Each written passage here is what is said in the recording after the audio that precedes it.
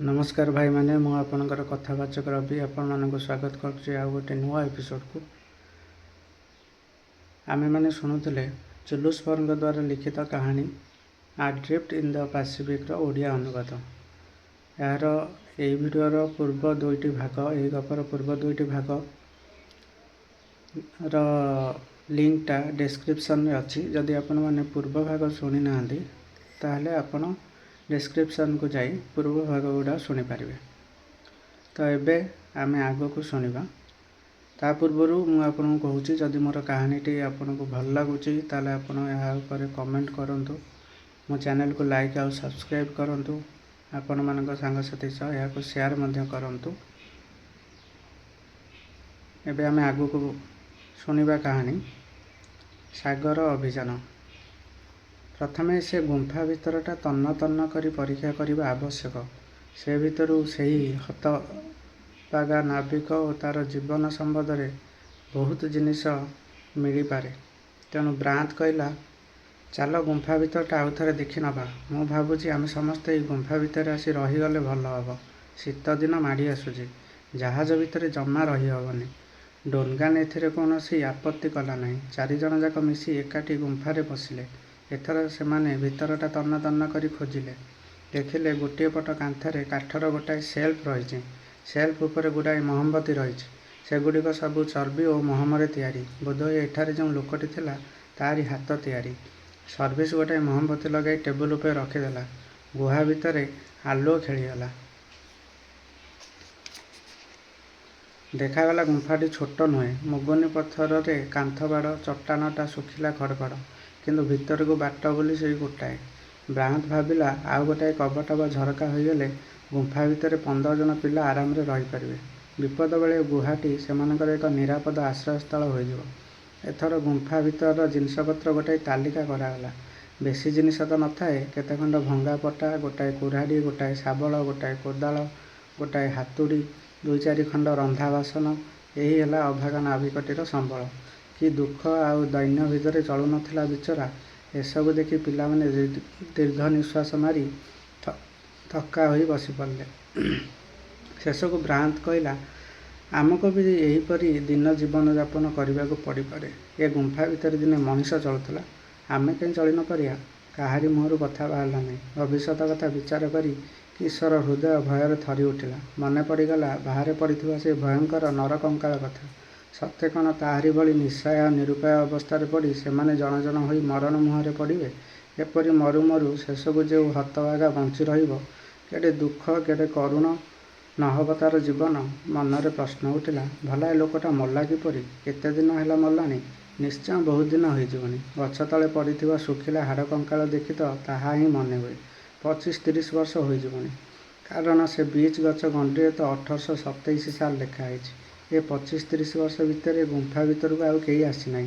एते वर्ष बीतीगला तथापि निर्जन देश में आउ कहीं प्रवेश करना। आउ थे खोजाखोजी कर गुंफा भितर गोटाए छुरी मिलला। गोटाए पुराना कंपास और गोटाए चा केटली मिलला। किंतु दिग निर्णय करने अन्य कौन जंत्र मिलला ना। बंधुकटाए देखा मिलला ना। हठात सर्विस आखिरे गोटे अद्भुत जिनस पड़ला। ताहा खंडे लंबा दौड़ी तार 2 मुंडरे 2टा बड़ बल बंधा है। से पचारा देखिलु ब्रांत देखिलु सेटा कौन गोटे विचित्र जिनसटा को देखी सेटा जे कौन ताहा कहीं बुझीपारे ना। किसी समय ब्रांत कहला हाँ हाँ मन पड़ी आमे बही पढ़ीलु कहीं बहुत गप बही में पढ़ी। यहाँ को बोलो कहती। दक्षिण अमेरिकार आदिम आदिवासी मैंने यह साहाय्य बनर पशु धरती। अरे इथिरे की पशु धरती। अरे बोलोटा को पशु उपर को फोपाड़ी दि जाए। बोलो शिकारी हाथ खूब चंचल और अभ्यस्त। से बोलोटा को एपरी भाव में फोपाड़े जे दौड़ी और बल जाई पशु देह छंदी हो जाए। पशुटा सांगे सांगे अवश हो तले पड़ जाए।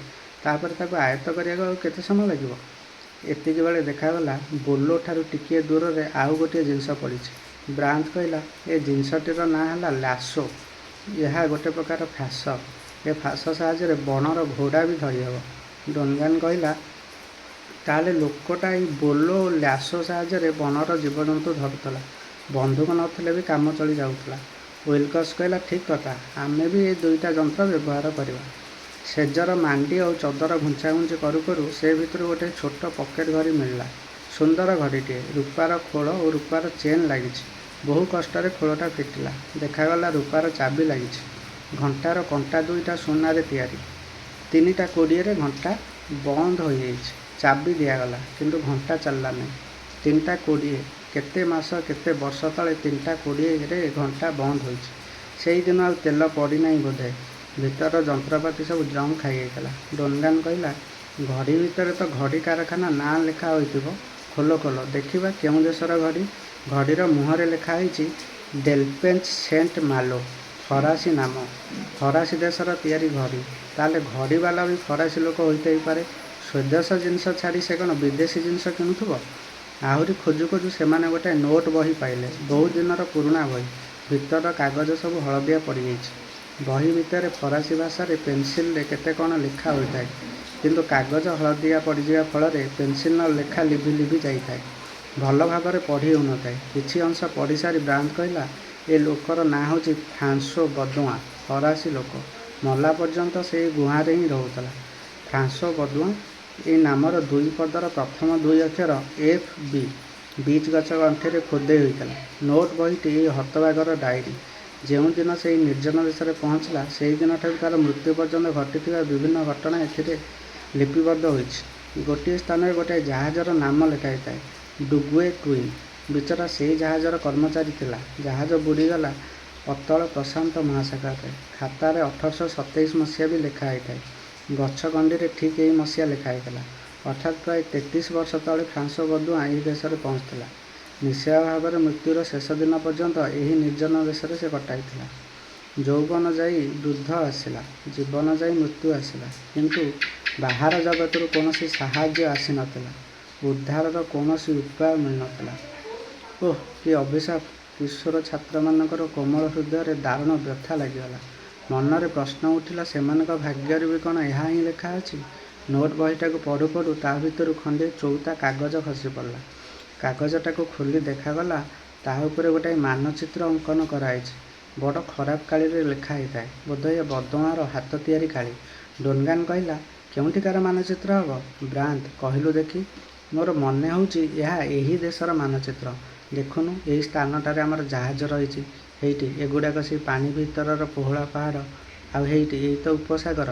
ଦେଖ ଦେଖ, ଏଇଠି ସେଇ ହ୍ରଦଟା, ମିଠା ପାଣି ହ୍ରଦ। ତାହେଲେ ଏ ଦେଶଟା ଗୋଟାଏ ଦ୍ୱୀପ, ଛୋଟ ଦ୍ୱୀପଟାଏ। ଆମ ମିଛରେ ମହାଦେଶ ମହାଦେଶ ହେଉଥିଲୁ। ସର୍ଭିସ ମନ୍ତବ୍ୟ କଲା। ବ୍ରାନ୍ତ କହିଲା, ଠିକ୍ କଥା, ଦ୍ୱୀପଟାଏ। ଦ୍ୱୀପର ମଝିରେ ରହିଛି ଘନ ଜଙ୍ଗଲ। ଆମେ ସେଇ ଜଙ୍ଗଲ ଭିତର ଦେଇ ଆସିଥିଲୁ। ପୂର୍ବ ଦିଗକୁ ଦେଖ, ନୀଳ ରଙ୍ଗରେ ସମୁଦ୍ର ଅଙ୍କନ କରାଯାଇଛି। ମାନଚିତ୍ରରୁ ବୁଝାଗଲା ଯେ ଦ୍ୱୀପଟି ଆୟତାକାର, ଯେପରି ଗୋଟାଏ ପ୍ରଜାପତି ଦୁଇ ଡଣା ମେଲାଇ ଜଳରେ ଭାସୁଛି। ହ୍ରଦଟି ଦ୍ୱୀପର ମଝିରେ। ହ୍ରଦ ଦୈର୍ଘ୍ୟରେ 15 ମାଇଲ ଓ ପ୍ରସ୍ଥରେ 6 ମାଇଲ ହେବ।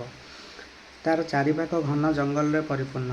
ଦ୍ୱୀପଟିର ଉତ୍ତର ଦକ୍ଷିଣ ପ୍ରାୟ 50 ମାଇଲ ଓ ପୂର୍ବ ପଶ୍ଚିମରେ 25 ମାଇଲ। କିନ୍ତୁ ପ୍ରଶାନ୍ତ ମହାସାଗରର କେଉଁଠି ସେ ଦ୍ୱୀପଟା, ତାହା ଲେଖା ହେଇନି। ସମ୍ଭବତଃ ଏହି ଦ୍ୱୀପ ଆଖପାଖ ଦେଇ କୌଣସି ଜାହାଜ ଯିବା ଆସିବା କରେ ନାହିଁ। ତେଣୁ ଏହା ଗୋଟିଏ ସମ୍ପୂର୍ଣ୍ଣ ଅଜ୍ଞାତ ଦ୍ୱୀପ। ଏହି ଅଜ୍ଞାତ ଦ୍ୱୀପରେ ବହୁ ଦିନ ଧରି ଅପେକ୍ଷା କରିବାକୁ ପଡ଼ିବ। ହଉ, ଯାହା ଭଗବାନଙ୍କ ଇଚ୍ଛା। ଯଦି ଅନ୍ୟ ଆଶ୍ରୟ ନ ମିଳେ, ତେବେ ବୋଧହୁଏ ଏହି ପଥର ଗୁହାରେ ହିଁ ବାସ କରିବାକୁ ପଡ଼ିବ। ମନୁଷ୍ୟର ପୂର୍ବପୁରୁଷମାନେ ତ ଦିନେ ପଥର ଗୁହାରେ ବାସ କରୁଥିଲେ। ଜାହାଜ ଛାଡ଼ି ଆସିବା ଆଜକୁ 3 ଦିନ ହୋଇଗଲାଣି। ଗଣନ ବହୁତ ବ୍ୟସ୍ତ ହୋଇ ପଡ଼ିଥିବେ। ଏଥର ଫେରି ଯିବାକୁ ପଡ଼ିବ। ମାନଚିତ୍ରରୁ ଦେଖାଗଲା, ନଈର କୂଳେ କୂଳେ ଚାଲିଲେ ଖୁବ୍ ଚଞ୍ଚଳ ସମୁଦ୍ର କୂଳରେ ପହଞ୍ଚି ହେବ। ମୋଟେ 6-7 ମାଇଲ ବାଟ। ବ୍ରାନ୍ତ କହିଲା, ଫେରିଯିବା ପୂର୍ବରୁ ଆମକୁ ଗୋଟାଏ କାର୍ଯ୍ୟ କରିବାକୁ ପଡ଼ିବ। ଯାହାର କଲ୍ୟାଣ ଏହି ଦ୍ୱୀପ ସମ୍ବନ୍ଧରେ ଆମେ ଏତେ ଗୁଡ଼ାଏ କଥା ଜାଣିବାକୁ ପାଇଲେ, ତାଙ୍କ ପ୍ରତି ଗୋଟାଏ ଶେଷ ସମ୍ମାନ ପ୍ରଦର୍ଶନ କରିବା ଉଚିତ। ଚାଲ ତାଙ୍କୁ କବରଟାଏ ଦେଇଦେବା। 4 ବନ୍ଧୁ ମିଶି ବିଚ୍ ଗଛ ତଳେ ଗୋଟାଏ ଗାତ ଖୋଳି ଫ୍ରାନ୍ସୋ ବଦୁଆଁର କଙ୍କାଳକୁ ସମାଧି ଦେଲେ। କବର ଉପରେ ପୋତି ଦେଲେ ଗୋଟାଏ କାଠର କ୍ରସ୍, ଈଶ୍ୱର ବିଶ୍ୱାସର ଅନ୍ତିମ ସଂକେତ। ତାପରେ ଗୁମ୍ଫା ପାଖକୁ ଆସି ଗୁମ୍ଫାର ଦ୍ୱାରଟାକୁ ଗୋଟାଏ ପଥର ଦ୍ୱାରା ବନ୍ଦ କରିଦେଲେ, ଯେପରି କୌଣସି ବନ୍ୟଜନ୍ତୁ ସେ ଭିତରେ ପ୍ରବେଶ ନ କରେ। ଭବିଷ୍ୟତରେ ସେମାନେ ସେ ଗୁମ୍ଫାରେ ହିଁ ଯେ ଆଶ୍ରୟ ନେବେ, ତାହା ପ୍ରାୟ ଠିକ୍ କରିସାରିଥିଲେ। ଫେରିଲା ବେଳେ ନଈର ଡାହାଣ ତୀର ଦେଇ ସେମାନେ ପଶ୍ଚିମ ଦିଗକୁ ଚାଲିଲେ। ନଈ ପାଖରେ ଜଙ୍ଗଲ ସେତେ ଘଞ୍ଚ ନୁହେଁ, କିନ୍ତୁ ଚାଲୁ ଚାଲୁ ରାତି ହୋଇଗଲା। ଜଙ୍ଗଲ ଭିତରେ କେତେ କ'ଣ ଶବ୍ଦ, କେତେ ପ୍ରକାର ରାତ୍ରିଚର ପଶୁଙ୍କ ଗର୍ଜନ ଶୁଭୁଥାଏ। ତଥାପି ସେମାନେ ଆଗେଇ ଚାଲିଲେ। ଭୟ କାହିଁ କରିବେ? 4 ଜଣ ପିଲା। ହାତରେ ବନ୍ଧୁକ ପିସ୍ତଲ ଅଛି। ଆସୁନା କିଏ ସେ ଦେଖାଯିବ। ଚାରିଆଡ଼େ ଘନ ଅନ୍ଧାର। ହଠାତ୍ ଦୂରରେ ଗୋଟାଏ ଉଜ୍ଜ୍ୱଳ ଆଲୋକ ଦେଖାଗଲା। ତା ଦାଉ ଦାଉ ହୋଇ ଜଳୁଥାଏ। ପିଲାମାନଙ୍କ ମନରେ ଗୋଟାଏ ଆଶଙ୍କା। ସର୍ଭିସ ପଚାରିଲା, ଭାଇ ସେ ଆଲୁଅଟା କ'ଣ? ଡୁନଗାନ ଭୟମିଶା କଣ୍ଠରେ କହିଲା, ଭାବୁଛି ନିଆଁଟା ଗୋଟାଏ ଉଲ୍କା ହୋଇଥିବ। ଦେଖୁନୁ କେତେ ଉପରେ ଜଳୁଛି। ନିଆଁଟା ଉଚ୍ଚରେ ଜଳୁଥାଏ। ବ୍ରାଉନ୍ କହିଲା, ନା ନା, ଉଲ୍କା ନୁହଁ, କୌଣସି ଲୋକ ବୋଧେ ଜାଳୁଛି।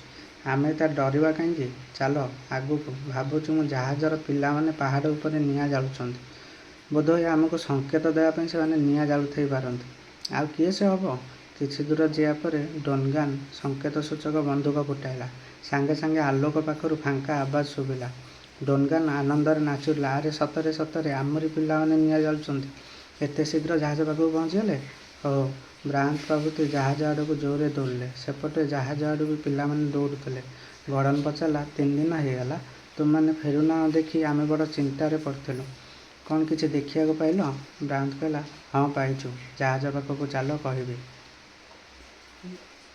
ଗତ 3 ଦିନର ଅଭିଜ୍ଞତା ଶୁଣାଇ ବ୍ରାଉନ୍ ପ୍ରସ୍ତାବ ଦେଲା ଯେ ସମସ୍ତେ ଜାହାଜ ଛାଡ଼ି ପାହାଡ଼ ଗୁମ୍ଫାରେ ଯାଇ ଆଶ୍ରୟ ନେଲେ ଭଲ ହେବ। ପଥର ଗୁମ୍ଫା ଭିତରେ ରହିବା କଥା ଶୁଣି ପ୍ରଥମେ କେତେଜଣ ଗୁଁ ଗାଁ ହେଲେ। କିନ୍ତୁ ଗର୍ଡ଼ନ କହିଲା, ଖରା ବର୍ଷାରେ ପଡ଼ି ପଡ଼ି ଜାହାଜର ଅବସ୍ଥା ନାହିଁ। ପଟାଗୁଡ଼ାକ ଫାଟିଗଲାଣି। ଏଣେ ଶୀତ ଦିନ ମାଡ଼ି ଆସୁଛି। ଏ ଶୀତ ଆଉ ଆମେରିକା ୟୁରୋପର ଶୀତ ନୁହଁ, ଏ ହେଲା ଦକ୍ଷିଣ ମେରୁର ଶୀତ। ଶୀତ ଦିନେ ଏଭଳି ଭଙ୍ଗା ପଟା ଜାହାଜ ଭିତରେ ରହିଲେ ପ୍ରାଣ ରହିବନି। ଗର୍ଡ଼ନର କଥାଟା ସମସ୍ତଙ୍କ ମନକୁ ପାଇଲା। ଗାର୍ନେଟ ବୋଲି ଗୋଟାଏ ପିଲା କହିଲା, ଆମ ଜାହାଜର ଅବସ୍ଥା ଯାହା ହୋଇଛି, ଏ ଭିତରେ ଯଦି କେବେ ଝଡ଼ ଉଠେଇବ ତେବେ ଜାହାଜର ପଟା ସବୁ ଉଡ଼େଇ ନେବ। ମୋ ମତରେ ଜାହାଜର ପଟା ଗୁଡ଼ାକ ଖୋଲି ଗୁହାକୁ ନେଇଯିବା। ସେଠାରେ ଗୋଟାଏ ପଟା ଘର ତିଆରି କରିଦେଲେ ଭଲ ହେବ। ଏଇଭଳି ଆଲୋଚନା ଚାଲିଛି। ଜେଙ୍କିନ୍ସ ବୋଲି ଗୋଟାଏ ପିଲା କହିଲା, ଗୁମ୍ଫାରେ ତ ରହିବା, ଗୁମ୍ଫାଟାକୁ ଗୋଟାଏ ନାଁ ଦିଆଯାଉ।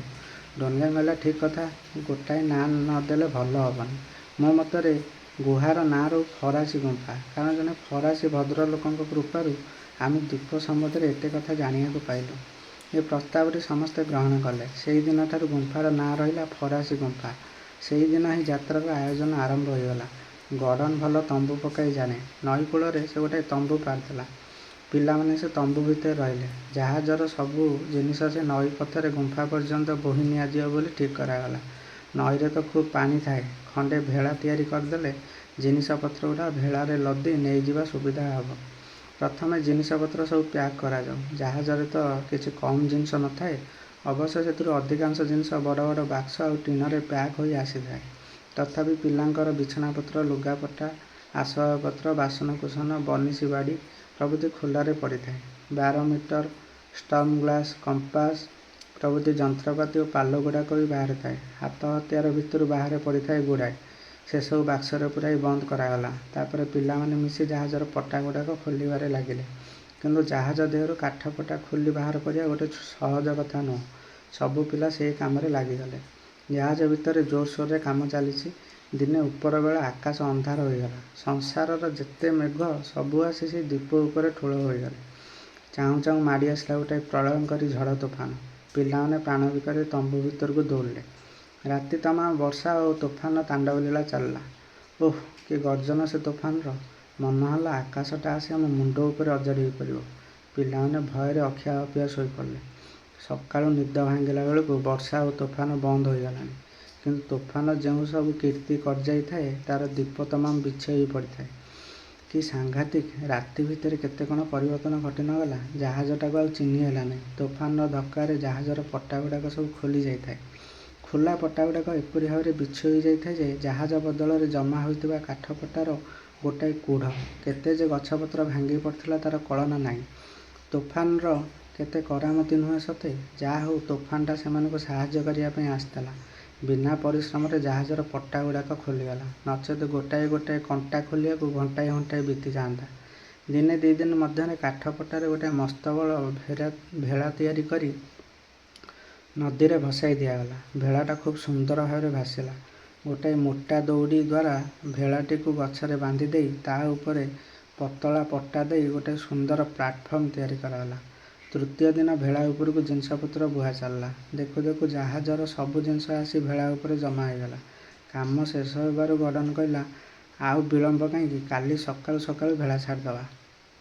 ବ୍ରାଉନ୍ କହିଲା, ନା ନା, କାଲି ଗଲେ ଭଲ ହେବ ନାହିଁ, ପରଦିନ ଯିବା। ପରଦିନ କାହିଁକି? ଆରେ ପରଦିନ ଅମାବାସ୍ୟା ଆଉ ପୂର୍ଣ୍ଣିମା ଦିନ ସମୁଦ୍ରରେ ବଡ଼ ବଡ଼ ଜୁଆର ଉଠେ। ଜୁଆର ପାଣି ନଈ ଭିତରକୁ ଠେଲିବ। ସେଦିନ ଜୁଆରରେ ଭେଳା ବାହିବା ସହଜ ହେବ। କାଲି ଗଲେ କାତ ଆହୁଲା ମାରିବାକୁ ପଡ଼ିବ। ଏତେ ବଡ଼ ଭେଳା ନେଇ ଆମେ ହଇରାଣରେ ପଡ଼ିବା। ଏତେ କାତ ମାରିବା ବହୁତ କଷ୍ଟ ହେବ। ଏଣେ ଶୀତ ଦିନ ମାଡ଼ି ଆସିଥାଏ। ତା ପରଦିନ ସକାଳେ ଦେଖାଗଲା ନଈ ଉପରେ ଛୋଟ ଛୋଟ ବରଫ ଭାସୁଛି। ଗୋଟାଏ ନୂଆ ବିପଦ ଆସିଗଲାଣି। ଶୀତ ପଡ଼ିବା ସଙ୍ଗେ ସଙ୍ଗେ ନଈ ପାଣି ବରଫ ପାଲଟିବା ଆରମ୍ଭ କଲାଣି। ବୋଧହୁଏ ଏ ସପ୍ତାହ ମଧ୍ୟରେ ନଦୀ ସମୁଦ୍ର ସବୁ ବରଫ ପାଲଟିଯିବ। କିଏ ଜାଣେ ଦ୍ୱୀପଟା କିମରୁ ମହାସାଗର ଭିତରେ ହୋଇଥିବ। ପିଲାମାନେ ଜୁଆରର ପ୍ରତୀକ୍ଷାରେ ଉଚ୍ଛନ୍ନ ହୋଇ ରହିଲେ। ଅମାବାସ୍ୟା ଦିନ ସକାଳୁ ବ୍ରାଣ୍ଡ ପ୍ରସ୍ତାବ ଦେଲା, ଜାହାଜର ଭଙ୍ଗା ମାସ୍ତୁଲଟା ଜାହାଜରେ ପତାକା ଉଡ଼ାଇ ଦେଇ ସମୁଦ୍ର କୂଳରେ ଉଡ଼ାଇ ଦେବା। କାହିଁକି? ଆମେ କ'ଣ ଆଉ ଏଠାରେ ରହିବା? ଆରେ ନା, ଆମେ ଏଇ ଗୁହାରେ ଏଠାରୁ 7-8 ମାଇଲ ଦୂରରେ ରହିବା। ଫଳରେ ଏ କୂଳ ଦେଇ ଯେଉଁ ଜାହାଜ ଯିବ ଆମେ ତାକୁ ଦେଖିପାରିବା ନାହିଁ ବା ଆମେ କୌଣସି ଜାହାଜ ବିଷୟରେ ଜାଣିପାରିବା ନାହିଁ। ଏଠାରେ ପତାକାଟିଏ ଉଡ଼ିଲେ ତାହା କୌଣସି ଜାହାଜ ଆଖିରେ ପଡ଼ନ୍ତା।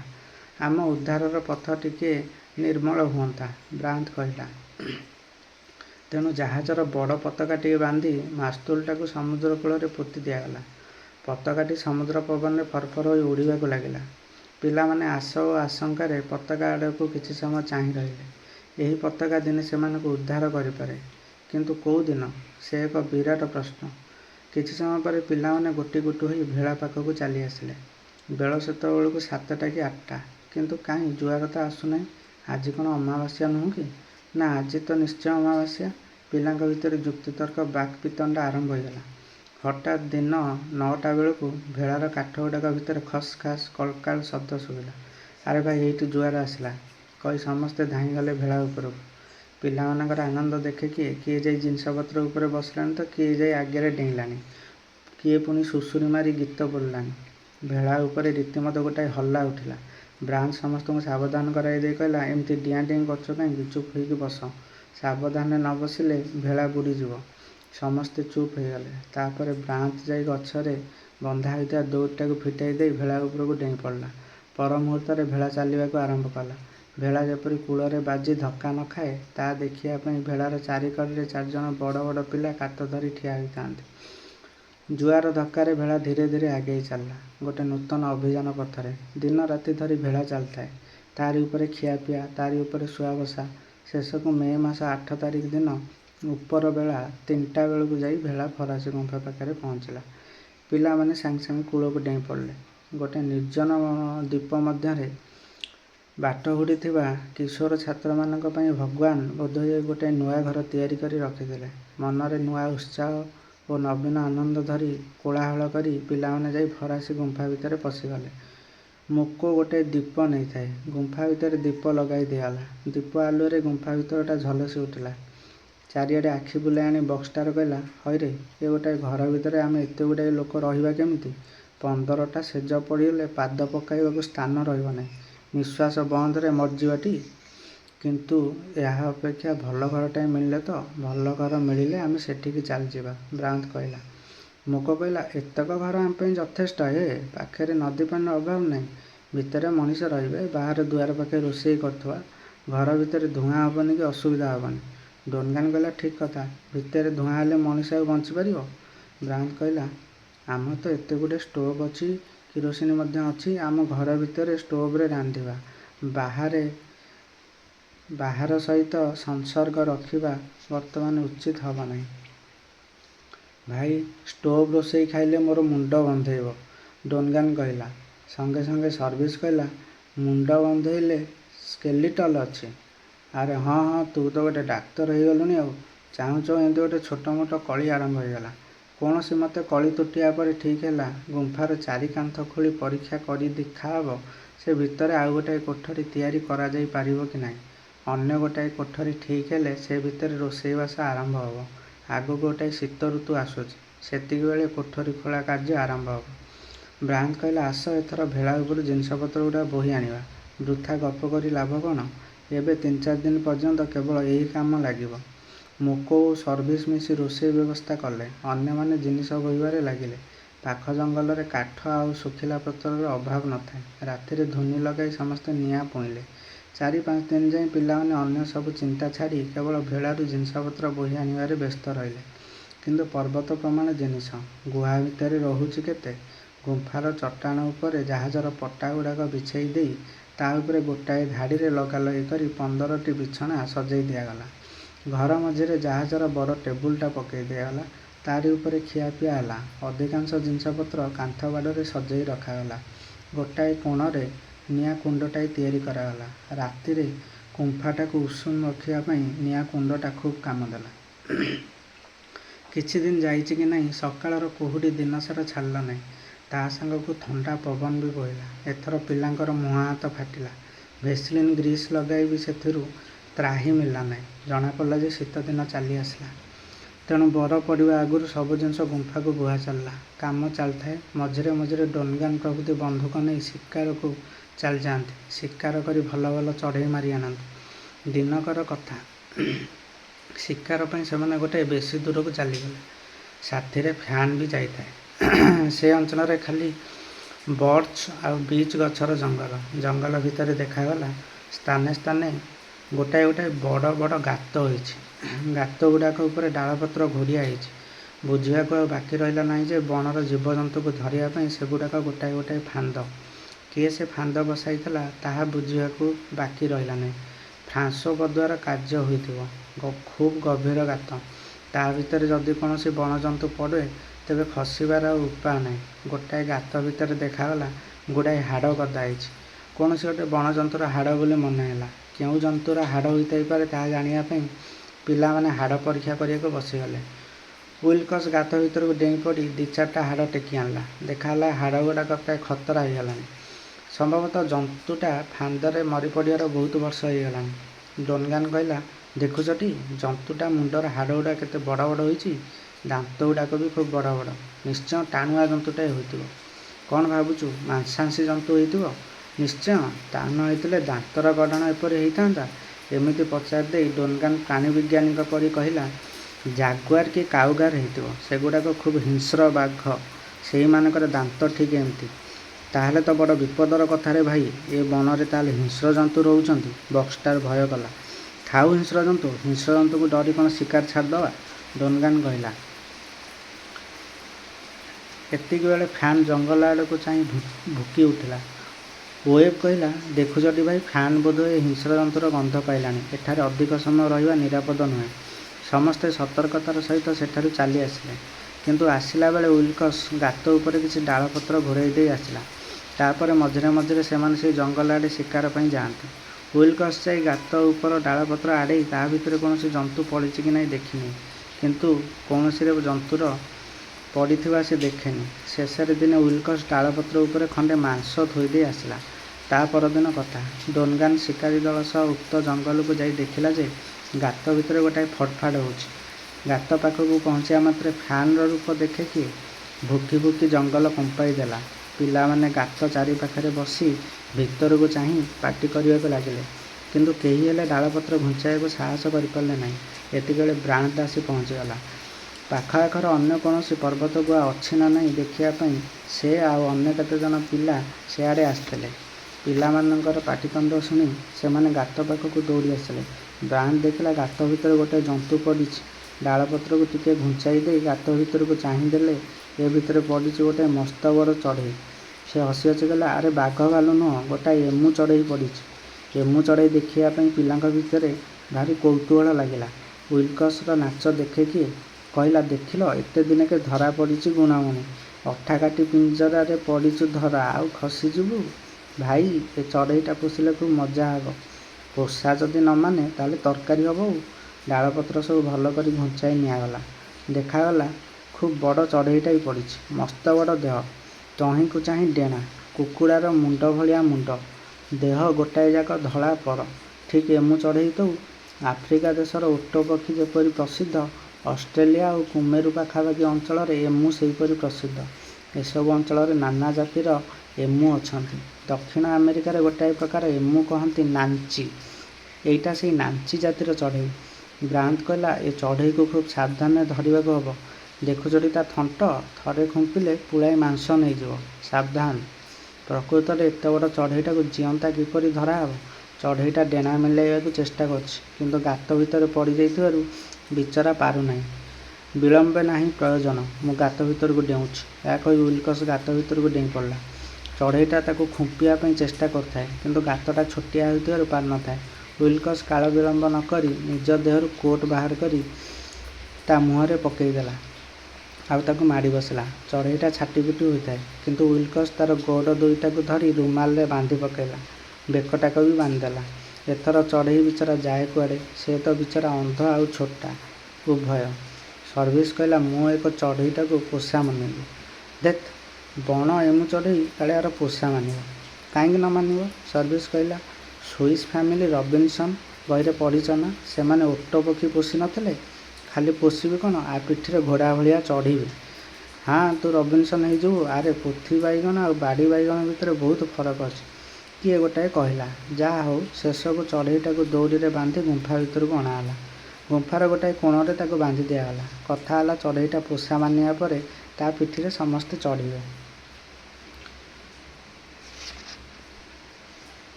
ଗୁମ୍ଫାରେ ଆସି ରହିବାର 15 ଦିନ ପରେ ଦ୍ୱୀପରେ ଭୟଙ୍କର ତୁଷାର ଝଡ଼ ଆରମ୍ଭ ହୋଇଗଲା। କୁମେରୁ ଅଞ୍ଚଳରେ ଶୀତଦିନ ଆରମ୍ଭ ହୋଇଗଲାଣି। ବାହାରକୁ ବାହାରିବାର ଉପାୟ ନାହିଁ। ଏ ଭିତରେ ପିଲାମାନେ ଜାହାଜରୁ ଗୋଟାଏ ମଜବୁତ ଦରଜା ବାହାର କରି ଆଣି ଗୁମ୍ଫା ମୁହଁରେ ଲଗେଇ ଦେଇଥାନ୍ତି। ସେଇ ପାଖରେ ଦୁଇଟା ଛୋଟ ଛୋଟ ଝରକା ବି ଖୋଳି ଦିଆଯାଇଥାଏ। ଫଳରେ କବାଟ ବନ୍ଦ କରିଦେଲେ ବି ଗୁମ୍ଫା ଭିତରେ ନିରାପଦରେ ରହିହୁଏ। ଛୋଟ ଝରକା ବାଟ ଦେଇ ଆଲୁଅ ଆଉ ପବନ ଯାଆଆସ କରେ। ଅନ୍ୟ କୌଣସି କାମ ନାହିଁ ଦେଖି ସମସ୍ତେ ମିଶି ଠିକ୍ କଲେ ଗୁମ୍ଫାର କାନ୍ଥ ଖୋଳି ଗୋଟାଏ ଛୋଟ ବଖରା ବାହାର କରିବେ। ଉପର ମୁଣ୍ଡଟା କାନ୍ଥ ଚୂନପଥରରେ ତିଆରି। ସେଇ କାନ୍ଥଟାକୁ ଖୋଳିବା ସହଜ। ଖୋଳୁ ଖୋଳୁ ସେ ପାଖକୁ ଗୋଟାଏ ରାସ୍ତା ବି ଫିଟି ଯାଇପାରେ, କିନ୍ତୁ ସାବଧାନରେ ଖୋଳିବାକୁ ପଡ଼ିବ, ନହେଲେ ଯଦି କାନ୍ଥ ଭୁଷୁଡ଼ିବ ତାହେଲେ ସବୁ ସର୍ବନାଶ। ସେମାନେ ପାଖରେ କୋଡ଼ି ଶାବଳର ଅଭାବ ନଥିଲା, ତେଣୁ ଯଥାଶୀଘ୍ର କାର୍ଯ୍ୟ ଆରମ୍ଭ ହୋଇଗଲା। ଭାରି କଅଁଳ ପଥର, 2-4 ଜଣ ମିଶି ଗୋଟାଏ ସମୟରେ କାମ କଲେ ବି ଚଳନ୍ତା, କିନ୍ତୁ ସ୍ଥାନ କମ୍, ତେଣୁ ପିଲାମାନେ ପାଳି କରି କାନ୍ଥ ଖୋଳିବାକୁ ଲାଗିଲେ। ପାଳି କରି ପଥର ବୋହି ନେଇ ବାହାରେ ଫୋପାଡ଼ିଲେ। 2-3 ଦିନ ଭିତରେ ପ୍ରାୟ 5-6 ହାତ ସୁଡ଼ଙ୍ଗ ତିଆରି ହୋଇଗଲା। ସେଦିନ ଉପରବେଳା କଥା। ସେତେବେଳକୁ ବ୍ରାନ୍ତ ପାଳିଥାଏ। ସେ ପଥର କାଟି ଚାଲିଛି। ଏମିତି ସମୟରେ ଶୁଣିବାକୁ ପାଇଲା, ପଥର ଭିତରେ କ'ଣ ଗୋଟାଏ ଶବ୍ଦ ହେଉଛି। ପଥର ଭିତରେ ଏ ଗୋଟାଏ କି ଶବ୍ଦ? ବ୍ରାନ୍ତ ପଥର ପାଖରେ କାନ ଡେରି ଶୁଣିଲା। ହଁ ତ, କିଏ ଗୋଟେ ଧୀରେ ଧୀରେ କାନ୍ଦୁଛି। ସାଙ୍ଗେ ସାଙ୍ଗେ ସେ ଦୌଡ଼ି ଯାଇ ଅନ୍ୟମାନଙ୍କୁ ଏ ସମ୍ବାଦ ଦେଲା। ପିଲାମାନେ ଭାରି ଡରିଗଲେ। ଶେଷକୁ ଗଡ଼ନ କହିଲା, ନା ନା, ଆଉ କେଉଁଠି ଗୋଟେ ଶବ୍ଦ ହେଉଛି। ପଥର ଭିତରେ ଫେରେ କାନ୍ଦିବ କିଏ? ଦେଖିଆ, ମୁଁ ଶୁଣେ। ଗଡ଼ନ ସୁଡ଼ଙ୍ଗ ଭିତରକୁ କାନ ଡେରି ଶୁଣିଲା। ସତେ ତ, ବ୍ରାନ୍ତ କଥା ଠିକ୍, କିଏ ଗୋଟେ କାନ୍ଦୁଛି। ଡୁନଗାନ କହିଲା, ତୁମେ ଗୋଟେ ମାଇଚିଆ, ଦେଖିଆ କିଏ କାନ୍ଦୁଛି। ସେ ବନ୍ଧୁକ ନେଇ ସୁଡ଼ଙ୍ଗ ଭିତରକୁ ସିଂହ ଭଳି ପଶିଗଲା, କିନ୍ତୁ 5 ମିନିଟ୍ ପରେ ଫେରି ଆସିଲା ବେଳକୁ ଠେକୁଆ ଭଳିକା ଡରିମରି। ସେଦିନ ଆଉ କେହି କାମ କଲେ ନାହିଁ। ସମସ୍ତଙ୍କ ମୁହଁ ଚୁପ୍। ପାଟିତୁଣ୍ଡ ନ କରି ସମସ୍ତେ ଖାଇ ପକାଇଲେ। ଖିଆପିଆ ପରେ ଶବ୍ଦ ଶୁଣିବା ପାଇଁ ଜଣେ ଜଣେ ସମସ୍ତେ ପୁଣି ଥରେ ସୁଡ଼ଙ୍ଗ ଭିତରକୁ ପଶିଲେ। କିନ୍ତୁ ଭାରି ଆଶ୍ଚର୍ଯ୍ୟ କଥା, ଆଉ କୌଣସି ଶବ୍ଦ ଶୁଭୁନି। ସେ ଶବ୍ଦ ଶୁଣିବା ପାଇଁ ପିଲାମାନେ ରାତି 9ଟା ପର୍ଯ୍ୟନ୍ତ ଅପେକ୍ଷା କଲେ, କିନ୍ତୁ ନା, ସେ ଶବ୍ଦ ଆଉ ଶୁଭୁନି। ଶେଷକୁ ସମସ୍ତେ ଯେ ଯାହାର ଶେଯରେ ଶୋଇପଡ଼ିଲେ। ସମସ୍ତେ ଶୋଇଛନ୍ତି, ହଠାତ୍ କ'ଣ ହେଲା କେଜାଣି ଫ୍ୟାନ୍ ଖୁବ୍ ଜୋରରେ ଭୁକି ଉଠିଲା। ସେଥିରେ ସମସ୍ତଙ୍କ ନିଦ ଭାଙ୍ଗିଗଲା। ଫ୍ୟାନ୍ ଭୁକି ଭୁକି ସେ ସୁଡ଼ଙ୍ଗ ଭିତରକୁ ପଶି ଯାଉଥାଏ, ପୁଣି ବାହାରି ଆସିଥାଏ। ଶୁଣାଗଲା ସୁଡ଼ଙ୍ଗ ଭିତରୁ ପୁଣି ସେଇ ଶବ୍ଦଟା ଖୁବ୍ ଜୋରରେ ଶୁଭୁଛି। ପଥର ଭିତରୁ କିଏ ଜଣେ ଭାରି ରୁକ୍ଷ ଗଳାରେ ଗର୍ଜି ଉଠୁଥାଏ, କିନ୍ତୁ ମନେ ହେଉଥାଏ ଶବ୍ଦଟା ଅନେକ ଦୂରରୁ ଆସୁଛି, ଅଥଚ ପାହାଡ଼ ଭିତରୁ ହିଁ ଆସୁଛି। ଏଇଟା ଭୂତ ପ୍ରେତଙ୍କ କାଣ୍ଡ ନୁହଁ ତ? ହଠାତ୍ ଡୋନଗାନ ମନରେ ଗୋଟାଏ ପ୍ରଶ୍ନ ଉଠିଲା। ସେ ପଚାରିଲା, ଆରେ, ଏ ଶବ୍ଦଟା ପାହାଡ଼ ଭିତର କେଉଁ ଝରଣା ଶବ୍ଦ ନୁହେଁ ତ? ନା ନା, ମୋଟେ ନୁହେଁ, ୱିଲକସ୍ କହିଲା। ଝରଣା ଶବ୍ଦ ହେଇଥିଲେ ମଝିରେ ମଝିରେ ଏମିତି ବନ୍ଦ କାହିଁକି ହେଉଥାନ୍ତା? ଗଡ଼ନ କହିଲା, ଠିକ୍ କହିଛୁ। ମୁଁ ଭାବୁଛି ପାହାଡ଼ ଉପରେ କେଉଁଠି ଗୋଟାଏ ଫାଙ୍କ ରହିଛି। ସେ ଫାଙ୍କ ଦେଇ ଯେତେବେଳେ ପବନ ପଶୁଥିବ ଏଇ ଶବ୍ଦ ହେଉଛି। କୌଣସି ପ୍ରକାରେ ରାତିଟା କଟିଗଲା। ତା ପରଦିନ ସମସ୍ତେ ପାହାଡ଼ ଉପରକୁ ଉଠିବେ ବୋଲି ଗୁମ୍ଫାରୁ ବାହାରି ପଡ଼ିଲେ। 10 ମିନିଟ୍ ଭିତରେ ସେମାନେ ଯାଇ ପାହାଡ଼ର ଗୁମ୍ଫାର ଠିକ୍ ମୁଣ୍ଡ ଉପରେ ପହଞ୍ଚିଲେ। ଗଡ଼ନ ଅନୁମାନ ଠିକ୍ କି ଭୁଲ ଜାଣିବା ପାଇଁ ସେମାନେ ଚାରିଆଡ଼େ ତନ୍ନ ତନ୍ନ କରି ଖୋଜିଲେ, କିନ୍ତୁ କେଉଁଠି ଗୋଟାଏ ଫାଟ ଦେଖିଲେ ନାହିଁ। ସବୁଆଡ଼େ ଗଛଲତା ଭରି ହୋଇଥାଏ। ଶେଷକୁ ବିଚରାମାନେ ନିରାଶ ହୋଇ ଫେରି ଆସିଲେ। ପୁଣି ଥରେ ସୁଡ଼ଙ୍ଗ ଖୋଳା ଆରମ୍ଭ ହେଲା। ଦିନ 12ଟା ବେଳକୁ ସୁଡ଼ଙ୍ଗ ଖୋଳା କାମରେ ବକ୍ସଟାର ଲାଗିଥାଏ। ହଠାତ୍ ତାର ମନେ ହେଲା, ବୋଧହୁଏ ସୁଡ଼ଙ୍ଗ କାନ୍ଥର ଆରପଟେ ଫମ୍ପା ଜାଗାଟାଏ ଅଛି, କାରଣ ଶାବଳ ମାରିଲେ ଆରପଟୁ ଢୋଲ ପରି ଶବ୍ଦ ଆସିଥାଏ। ନିଦା ସ୍ଥାନରେ ସେପରି ଶବ୍ଦ ହେବ ନାହିଁ। ପ୍ରକୃତରେ କ'ଣ ଅଛି ଜାଣିବାକୁ ବକ୍ସଟା ଆହୁରି ଜୋରରେ ଖୋଳି ଚାଲିଲା। ଦିନ 2ଟା ବେଳକୁ କାମ ବନ୍ଦ କରି ସବୁଦିନ ପରି ସେମାନେ ଖାଇ ବସିଛନ୍ତି। ଗଡ଼ନ ଦେଖିଲା କୁକୁରଟା କାହିଁ ଗୁମ୍ଫା ଭିତରେ ନାହିଁ। ଗଲା କୁଆଡ଼େ? ଫ୍ୟାନ୍ ତ ଦିନରାତି ଗୁମ୍ଫାରେ ଥାଏ। ପିଲାମାନେ ବାହାରକୁ ନ ଗଲେ ସେ ବାହାରକୁ ଯାଏନି। ତା ଛଡ଼ା ଖାଇଲା ବେଳେ ତ ଫ୍ୟାନ୍ର ଅଭ୍ୟାସ ହେଲା ସେ ଆସି ଟେବୁଲ ତଳେ ବସିଯିବ। କିନ୍ତୁ କାହିଁ ସେ ତ ନାହିଁ। ଗଡ଼ନ ଓ ସର୍ଭିସ୍ ଯାଇ ଗୁମ୍ଫା ଦୁଆର ପାଖରେ ଫ୍ୟାନ୍ ବୋଲି ଅନେକ ଡାକିଲେ। କିନ୍ତୁ ସେ ଆସିବ କ'ଣ ତା'ର ଭୁକାଭୁକି ବି ଶୁଭିଲାନି। ସେମାନେ ଦିନସାରା ଫ୍ୟାନ୍କୁ ଖୋଜିଲେ କିନ୍ତୁ ତା'ର କୌଣସି ସନ୍ଧାନ ମିଳିଲାନି। ଦିନ ଯାଇ ରାତି ହେଲା। ସବୁରି ମନରେ ଚିନ୍ତା। ଫ୍ୟାନ୍ କଥା ଭାବୁ ଭାବୁ ଡେରି ହେଇଗଲା। ପିଲାମାନେ ଶୋଇଲେ। କିନ୍ତୁ ରାତି 2ଟା ବେଳକୁ ହଠାତ୍ ଗୋଟେ ଏମିତି ଆର୍ତ୍ତନାଦ ହେଲା ଯେ ସମସ୍ତଙ୍କର ନିଦ ଭାଙ୍ଗିଗଲା। ସମସ୍ତେ ଶେଯରୁ ଉଠି ବସି ପଡ଼ିଲେ। କେହି ଯେପରି ଗୋଟେ ଭୀଷଣ ଯନ୍ତ୍ରଣାରେ କାନ୍ଦୁଥାଏ। ଗଭୀର ରାତି, ଆଖିରେ ନିଦ, ସେଥିରେ ପୁଣି ଏମିତି କାନ୍ଦିନା ଶବ୍ଦ। ନିଦ ବାଉଳାରେ ପିଲାଏ ଭାବିଲେ ଏସବୁ ନିଶ୍ଚୟ ଭୂତ ପ୍ରେତଙ୍କ କାଣ୍ଡ। କେତେବେଳେ ଗୁମ୍ଫା ଭିତରକୁ ଭୂତ ପଶି ଆସିବ ବୋଲି ସମସ୍ତେ ଆତଙ୍କରେ ଚାହିଁ ରହିଲେ। କିନ୍ତୁ ହଠାତ୍ ଭ୍ରାନ୍ତ ପାଟି କରି ଉଠିଲା, ଏଇ ସୁଡ଼ଙ୍ଗ ଭିତରୁ କାନ୍ଦଣା ଶବ୍ଦ ଆସୁଛି। ଏପରି କହି ସେ ସୁଡ଼ଙ୍ଗ ଭିତରକୁ ଧାଇଁଗଲା। ଛୋଟ ପିଲାଗୁଡ଼ାକ କମ୍ବଳ ତଳେ ପଶିଗଲେ। ବଡ଼ମାନେ ଅବାକ୍ ହୋଇ ଚାହିଁ ରହିଲେ। କିଛି ସମୟ ପରେ ଭ୍ରାନ୍ତ ଆସି କହିଲା, ସୁଡ଼ଙ୍ଗ ଆରପଟେ ବୋଧହୁଏ ଗୋଟେ ବଡ଼ ଗାତ ଅଛି। କାନ୍ଦଟା ତାରି ଭିତରୁ ଆସୁଛି। ମୁଁ ଭାବୁଛି ସେଇ ଗାତଟା ଭିତରକୁ ହ୍ରଦ ପଟୁ କିଛି ଗୋଟେ ବାଟ ଅଛି। ବଣଜନ୍ତୁମାନେ ସେଇ ବାଟ ଦେଇ ଗାତରେ ପଶି କାମୁଡ଼ା କାମୁଡ଼ି ହେଉଛନ୍ତି। ଆଶଙ୍କା ଭିତରେ ରାତି ପାଇଗଲା। ତା ପରଦିନ ସକାଳୁ ସକାଳୁ ପୁଣି ଥରେ ସୁଡ଼ଙ୍ଗ ଖୋଳା ଚାଲିଲା। ଖରାବେଳ ପର୍ଯ୍ୟନ୍ତ ଖୋଳା ଚାଲିଲା। ଏଥର ଶାବଳ ଗଇଁତି ମାରିଲେ ଯେଉଁ ଶବ୍ଦ ହେଲା, ସେଥିରୁ ମନେ ହେଲା ଆଉ 2-4 ଇଞ୍ଚ ଖୋଳିବା ପରେ ଆରପଟ ଫମ୍ପା ଜାଗାଟାକୁ ବାଟ ଫିଟିଯିବ। କିନ୍ତୁ ବାଟ ଫିଟିଯିବା କ୍ଷଣି ସେ ଭିତରେ ଲୁଚିଥିବା ବଣଜନ୍ତୁଟା ଯଦି ଆସି ପିଲାଙ୍କୁ ଆକ୍ରମଣ କରିବ। ତେଣୁ ଡନ୍ଗାନ୍, କ୍ରସ୍, ୱେବ୍, ୱିଲ୍କସ୍ ବନ୍ଧୁକ ଧରି ଠିଆ ହୋଇ ରହିଲେ। ସେତେବେଳକୁ ସୁଡ଼ଙ୍ଗ ଖୋଳିବା ପାଳି ଥାଏ ବ୍ରାନ୍ତର। ସେ ଖୋଳୁ ଖୋଳୁ ହଠାତ୍ ସେପଟ କାନ୍ଥର ଫାଳେ ଧସି ପଡ଼ିଲା। ଆଉ ତା ହାତରୁ ଶାବଳଟା ଆରପଟକୁ କୁଆଡ଼େ ଯେ ଚାଲିଗଲା ଆଉ ଦିଶିଲା ନାହିଁ। ଆରେ ଗଲା ବୋଲି ପାଟି କରି ସେ ସୁଡ଼ଙ୍ଗ ଭିତରୁ ଧାଇଁ ପଳାଇ ଆସିଲା ଓ ତା ପଛେ ପଛେ ସେଇପଟୁ କ'ଣ ଗୋଟାଏ ଜନ୍ତୁ ବି ଗୁମ୍ଫା ଭିତରକୁ ଝାମ୍ପ ଦେଲା। ପିଲାମାନେ ଭୟରେ ଚିତ୍କାର କରି ଉଠୁଥିଲେ। କିନ୍ତୁ ହଠାତ୍ ସବୁରି ପାଟି ବନ୍ଦ ହୋଇଗଲା। କାରଣ ସେ ଜନ୍ତୁଟା ସେମାନଙ୍କର ପ୍ରିୟ କୁକୁର ଥିଲା ଫ୍ୟାନ୍। ଫ୍ୟାନ୍ ଗୁମ୍ଫା ଭିତରକୁ ଆସି ଆଗ ଧାଇଁଗଲା ପାଣିକୁଣ୍ଡ ପାଖକୁ। ଚବର କରି ପେଟେ ପାଣି ପିଇସାରି ସେ ଲାଞ୍ଜ ହଲେଇ ପିଲାଙ୍କ ପାଖକୁ ଆସି ହାତ ପାଦ ଚାଟି ପକାଇଲା। ତା ମୁହଁରେ ରାଗ କି ଭୟ କିଛି ନଥାଏ। ସେ ଗାତରେ ଫ୍ୟାନ୍ କେମିତି ପଶିଲା? ଆଉ ସେ ଭିତରେ କ'ଣ ସବୁ ଅଛି? ଏ ସମସ୍ତଙ୍କ ମନରେ ଏଇ ପ୍ରଶ୍ନ। ଭୟରେ ଛାତି ଥରୁଥାଏ। ତଥାପି ସମସ୍ତେ ସେ ଭିତରକୁ ଚାହିଁଲେ। ଦେଖାଗଲା ସେଇଟା ଗୋଟେ ସାମାନ୍ୟ ଗାତଟାଏ ନୁହଁ, ଆଉ ଗୋଟେ ମସ୍ତ ବଡ଼ ଗୁମ୍ଫା। ଜଣ ଜଣ ହୋଇ ସମସ୍ତେ ସେ ଅନ୍ଧାରୀ ଗୁମ୍ଫା ଭିତରକୁ ଡେଇଁ ପଡ଼ିଲେ। ସତରେ ଗୋଟେ ପ୍ରକାଣ୍ଡ ଗୁମ୍ଫା ହୋଇଥାଏ, ଠିକ୍ ଫରାସୀ ଗୁମ୍ଫା ପରି। କିନ୍ତୁ ଲମ୍ବାରେ ତା'ର ଦ୍ୱିଗୁଣା। ଟାଣୁଆ ମୁଗୁଲି ପଥରର ଚଟାଣ। ଅନ୍ଧାର ହୋଇଥାଏ ତ ସେମାନେ ଭାବିଲେ ସେ ଭିତରେ କାଳେ ବିଷାକ୍ତ ପବନ ଥିବ। କିନ୍ତୁ ଦେଖାଗଲା ଦୀପ ଜଳେଇଲେ ଜଳୁଛି। ବୋଧହୁଏ କୌଣସି ଗୋଟେ ଜାଗାରେ ଫାଟ ଦେଇ ଭିତରକୁ ତଟକା ପବନ ପଶୁଛି। ଫାଟ ବା ରାସ୍ତା ନଥିଲେ ସେ ଭିତରେ ଫ୍ୟାନ୍ ପଶିଲା କିପରି? ଦୀପ ଧରି ସେମାନେ ଚାରିଆଡ଼ ଖୋଜି ଦେଖିଲେ। ଖୋଜୁ ଖୋଜୁ ୱିଲ୍କସ୍ କ'ଣ ଗୋଟାଏ ଥଣ୍ଡା ଜିନିଷ ଉପରେ ହାବୁଡ଼ି ପଡ଼ିଲା। କ'ଣଟାଏ ବୋଲି ସେ ଭୟରେ ଚିତ୍କାର କଲା। ସମସ୍ତେ ତା ପାଖକୁ ଦୀପ ଧରି ଧାଇଁ ଆସିଲେ। ଦେଖାଗଲା ସେଇଟା ଗୋଟାଏ ମଲା ବିଲୁଆ। ମସ୍ତ ବଡ଼ ବିଲୁଆଟାଏ। ଦେଖୁ ଦେଖୁ ଭ୍ରାନ୍ତ କହିଲା, ଆରେ ଆମ ଫ୍ୟାନ୍ ଏ ବିଲୁଆଟାକୁ ମାରିଛି। ଏଇଟା ତାରି କାଣ୍ଡ। ଗଡ଼ନ କହିଲା, ଓଃ, ତାହେଲେ ଏଇଟା ଏମିତି କାନ୍ଦୁଥିଲା। କିନ୍ତୁ ବିଲୁଆ ଆଉ କୁକୁର ତା ଭିତରକୁ ପଶିଲେ କେଉଁ ବାଟ ଦେଇ? ଜଣାପଡ଼ିଲା ତ ନାହିଁ। ବାଟ ତ ଦୂରର କଥା, କେଉଁଠି ଗୋଟାଏ ଫାଟ ବି ଦିଶୁନଥାଏ। ଫ୍ୟାନ୍ ତ ସାଥିରେ ଥାଏ। ତାକୁ ଗେଲ କରି ସର୍ଭିସ୍ ପଚାରିଲା, ଆରେ ତୁ ଏ ଭିତରକୁ କୋଉ ବାଟେ ପଶିଲୁ କହିଲୁ? ଫ୍ୟାନ୍ ଖାଲି ଲାଞ୍ଜ ହଲାଇ ମୁଣ୍ଡ ଟୁଙ୍ଗାରି ଦେଲା। ଏମିତି ଚାଲିଛି। ଏ ଭିତରେ ଭ୍ରାନ୍ତ କହିଲା, ମୁଁ ଯାଉଛି ହ୍ରଦ ପଟୁ ତୁମକୁ ଡାକିବି। ଯଦି ମୋ ଡାକ ଶୁଭିବ ତୁମେ ମୋ ନାଁ ଧରି ଭିତରୁ ଡାକିବ। ଯଦି ଶବ୍ଦ ଯା ଆସ କରୁଛି ତାହେଲେ ଜାଣିବା ନିଶ୍ଚୟ କେଉଁଠି ଗୋଟେ ବାଟ ଅଛି। ଏପରି କହି ସେ ଗୁମ୍ଫାରୁ ବାହାରି ହ୍ରଦ ଆଡ଼କୁ ଚାଲିଗଲା। ସେଠାରୁ ପିଲାମାନଙ୍କ ନାଁ ଧରି ଡାକିଲା। ପିଲାମାନେ ସେ ଡାକ ସ୍ପଷ୍ଟ ଶୁଣିପାରି ଭିତରୁ ଉତ୍ତର ଦେଲେ। ଏଥର ଜଣାପଡ଼ିଲା ଯେ ନିଶ୍ଚୟ କେଉଁଠି ଗୋଟେ ବାଟ ଅଛି। ଖୋଜି ଖୋଜି ସେମାନେ ଗୁମ୍ଫାକୁ ବାହାର ପଟୁ ଗୋଟେ ବାଟ ଥିବା ଦେଖି ପକାଇଲେ। ଗୋଟାଏ ଗହଳ ଲତା ତଳେ ପ୍ରାୟ ମାଟିକୁ ଲାଗି ଗୁମ୍ଫା ଭିତରକୁ ଗୋଟାଏ ବାଟ ଥାଏ। ଫ୍ୟାନ୍ ଓ ବିଲୁଆ ସେହି ବାଟ ଦେଇ ଗୁମ୍ଫା ଭିତରକୁ ପଶିଥିଲେ। କିନ୍ତୁ ସେମାନେ ଗୁମ୍ଫା ଭିତରେ ଯୁଦ୍ଧ କରୁଥିବା ବେଳେ କେମିତି କେଜାଣି ଖଣ୍ଡେ ପଥର ଆସି ସେହି ବାଟଟି ପ୍ରାୟ ବୁଜି ହୋଇଯାଇଛି। ତେଣେ ବିଲୁଆ ମାରିସାରି ଫ୍ୟାନ୍ ଏ ଭିତରୁ ବାହାରି ପାରୁନଥିଲା। ଏତକ ଆବିଷ୍କାର କରିସାରି ସେମାନେ ଦ୍ୱିତୀୟ ଗୁମ୍ଫାଟିର ନାଁ ରଖିଲେ ହଲ୍ ଘର। ସେଇଦିନଠାରୁ ସମସ୍ତେ ହଲ୍ ଘରେ ଶୋଇଲେ।